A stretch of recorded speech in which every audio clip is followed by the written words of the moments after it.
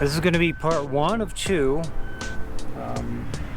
of the installation of my AccuTune. I think it's the level 5A lift kit, which is going to include the Icon Vehicle Dynamics upper control arm with the delta joint.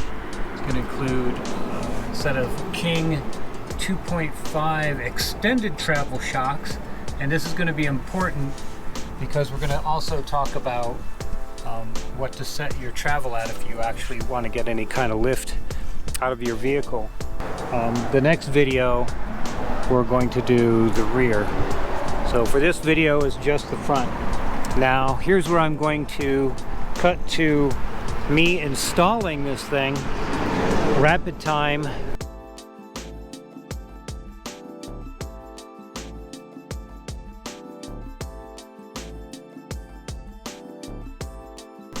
And I'm not going to do an instructional video on this because I'm going to put a link right up here, there somewhere, of a link to Total Chaos's installation video for their Total Chaos upper control arm and the King shocks. And in my opinion, out of all the videos I've watched, it's the best one for instructing you how to do it yourself.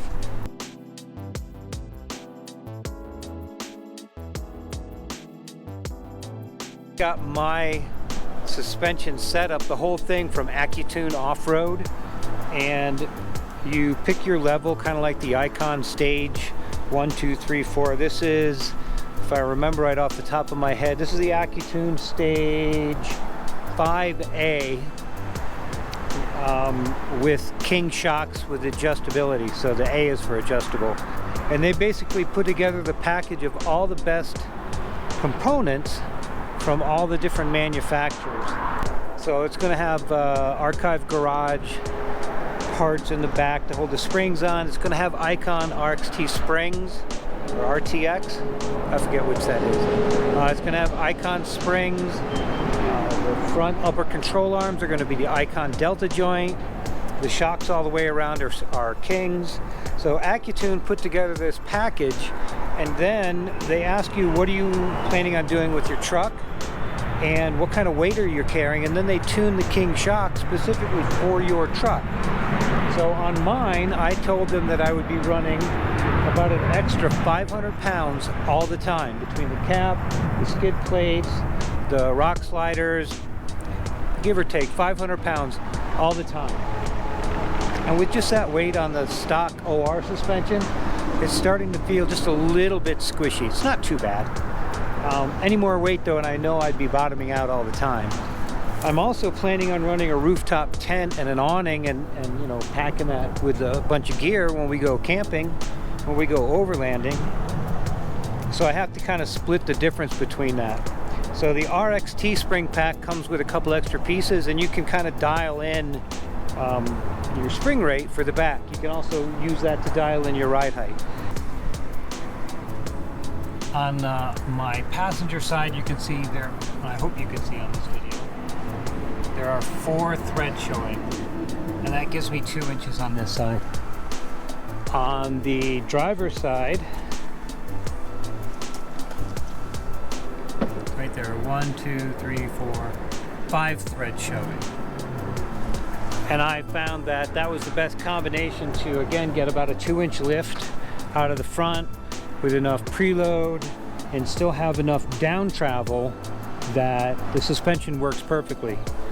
I can tell you that because the back end is still stock, I haven't done anything to that yet. The front end has the King. When I hit a bump, if it's big enough, the front end just absorbs it. The back end takes it, but it also, you get a couple extra bounces in. And this truck only has 20,000 miles on it, so that's still basically a brand new suspension. But once you start adding skid plates, you know, a 200-pound cap, another, I don't know, whatever that is, 25 pounds up there, the spare tires in the back. Once you start adding all that extra weight, Toyota's TRD off-road suspension gets a little bit overloaded. The off-road suspension was made to ride really well off-road, which means it's the lightest spring they could get away with and still have them last forever because it's Toyota. but it also means that when you start loading down the back end, it can't quite hold everything up. Hey, thank you so much for watching. If you don't mind, hit the like.